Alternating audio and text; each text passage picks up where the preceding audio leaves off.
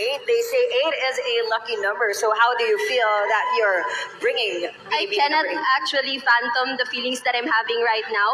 Backstage, I was having a mixed of emotions, but to sum it all up in one word, I would say the feelings that I'm having right now is the word glimmer, which is the opposite of the word glitter.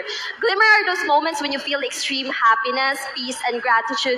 And tonight, I am glimmered with all of these feelings. Happiness because I was given the chance to be part of this prestigious competitions. Out of the 44 ladies who have screened for this year's pageant, I was one of the 15 finalists of candidates who were lucky enough to be here right now. And mind you, my compatriots tonight are not just ordinary ladies. They are queens from different titles. And I also feel at peace right now because I know that God is guiding me throughout the way, and whatever may be the result of tonight's competition, I know that I've given my best and my all.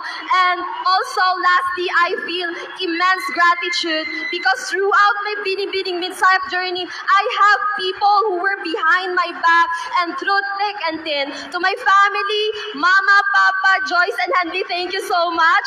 To my glam team, thank you so much for making me beautiful each time that I have exposures. To my sponsors, Liga ng mga Barangay and